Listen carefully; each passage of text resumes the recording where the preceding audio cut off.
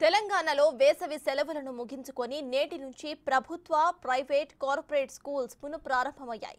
హైదరాబాద్లో 384 స్కూళ్లు అమ్మ ఆదర్శ పాఠశాలల అభివృద్ధికి సెలెక్ట్ అయ్యాయని హైదరాబాద్ విద్యాధికారి రోహిణి తెలిపారు. తల్లిదండ్రులు పిల్లలను ప్రభుత్వ పాఠశాలలకు పంపాలని పిలుపునిస్తున్న డీఈఓ రోహిణితో మా ప్రతినిధి Ramprasad face to face. Telangana రాష్ట్ర వ్యాప్తంగా పాఠశాలలు అనేటివి కూడా పునఃప్రారంభం కావడం జరిగింది. మనం ముఖ్యంగా హైదరాబాద్ వ్యాప్తంగా కూడా పాఠశాలలు, ప్రభుత్వ పాఠశాలలతో పాటు ప్రైవేట్ పాఠశాలలు అన్నీ కూడా ప్రారంభించడం జరిగింది. ముఖ్యంగా ఈ సంవత్సరం విద్యార్థుల పర్సెంటేజ్ పెంచడానికి తెలంగాణ రాష్ట్ర ప్రభుత్వ ఆదేశాల మేరకు అయితే బడిబాట కార్యక్రమాన్ని కూడా ఈ నెల 6 నుంచి నిర్వహించడం జరిగింది. దీనికి సంబంధించి మనతో మాట్లాడడానికి హైదరాబాద్ జిల్లా విద్యాధికారి రోహిణి ఉన్నారు. మాట్లాడే ప్రయత్నం చేద్దాం. మేడం, చెప్పండి, బడిబాట ఏ విధంగా సాగుతూ ఉంది? ప్రభుత్వ పాఠశాలలు విద్యార్థుల చేరికలు ఏ విధంగా జరుగుతూ ఉన్నాయి?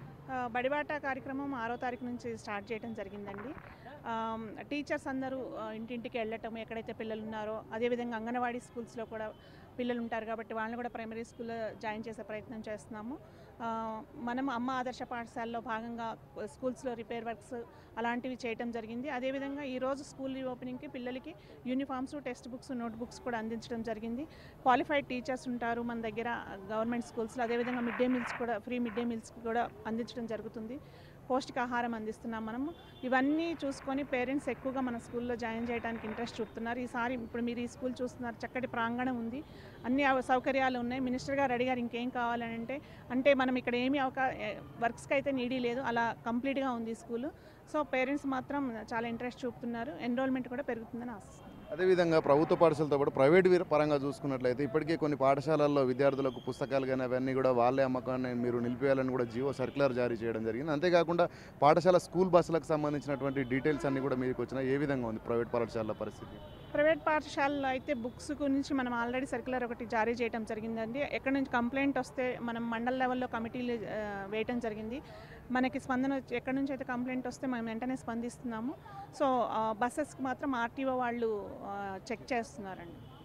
అంటే ఏ స్థాయిలో పూర్తయింది? అదేవిధంగా మనం చూస్తే ఇక్కడ పాఠశాలలలో కొంత అక్కడ ఉన్నటువంటి ఇబ్బందులు కూడా, అంటే ప్రైవేట్ పాఠశాలలో కూడా ఇటు డొనేషన్స్ సంబంధించి కూడా కొంత ఫీజులు ఎక్కువ తీసుకున్నారో దాని మీద పేరెంట్స్ కమిటీ ఏమైనా నిర్ణయాలు తీసుకుందా? ఎలాంటి చర్యలు జరుగుతున్నాయి?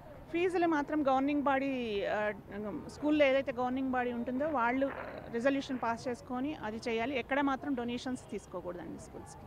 సో అంటే రానున్న రోజుల్లో ఈ సంవత్సరం విద్యా సంవత్సరంలో మనం చూసుకుంటే గతంలో ప్రభుత్వ పాఠశాలలు కానీ ప్రైవేట్ కానీ కొంత విద్యా ప్రమాణాలు తగ్గినాయి. ఈసారి కొత్తగా ఎలాంటి స్కీమ్స్ చేస్తున్నారు మేడం డెవలప్మెంట్?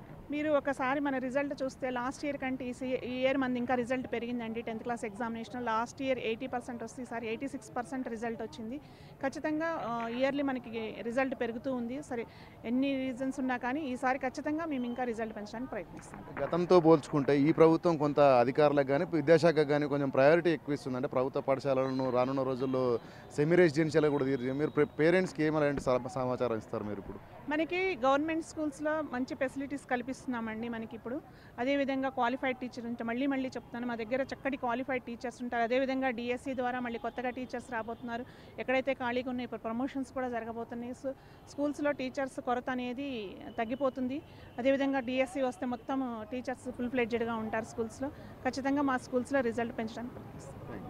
ఇది పరిస్థితి. మొత్తంగా చూసుకుంటే హైదరాబాద్ వ్యాప్తంగా కూడా ఈ సంవత్సరం ఈ విద్యా సంవత్సరంలో ఉన్నత ఫలితాలు సాధించడమే లక్ష్యంగా అయితే ఇటు ప్రభుత్వ పాఠశాలలు కూడా ఒక అంటూ ముందడుగు వేస్తున్న నేపథ్యంలో ప్రైవేట్ పాఠశాలల్లో కూడా విద్యార్థుల తల్లిదండ్రులకు ఎలాంటి ఇబ్బందులు తలెత్తకుండా ముఖ్యంగా పాఠశాల విద్యార్థుల నుంచి అక్కడ స్థానికంగా స్కూల్ డ్రెస్సులు కానీ, యూనిఫామ్స్ కానీ, టై బెల్ట్స్, బుక్స్ అమ్మడం విషయంలో కొంత ఆర్థికంగా దోచుకునే ప్రయత్నం చేస్తున్నారు. వాటిని కట్టడి చేసేందుకే ప్రత్యేక జీవోలతో కూడా విద్యాశాఖ ముందడుగేస్తూ ఉంది. ఖచ్చితంగా ఈ సంవత్సరం విద్యార్థులకు పూర్తి స్థాయిలో ఉన్నత విద్యా ప్రమాణాలతో కూడినటువంటి విద్యను అందించేందుకైతే ప్రభుత్వ పాఠశాలతో పాటు ప్రైవేట్ పాఠశాలల్లో కూడా కొత్తగా సంస్కరణలు తీసుకురావడానికైతే ప్రభుత్వం ముందస్తుగా ఉన్న నేపథ్యంలో అయితే పిల్లల తల్లిదండ్రులు కూడా ఆలోచించాల్సిన అవసరం ఉంది. ఎందుకంటే ప్రభుత్వ పాఠశాలలో క్వాలిఫైడ్ టీచర్స్ ఉంటారు కాబట్టి పిల్లలందరినీ కూడా ప్రభుత్వ పాఠశాలలో చేర్పించినట్లయితే వారికి ఉజ్వలమైనటువంటి భవిష్యత్తు అందించేందుకు పాఠశాలల్లో ఇక్కడ ఉపాధ్యాయులు సిద్ధంగా ఉన్నారంటూ కూడా జిల్లా విద్యాధికారి రోహిణి చెప్తున్నారు. కెమెరామెన్ శ్రీకాంత్తో రాంప్రసాద్.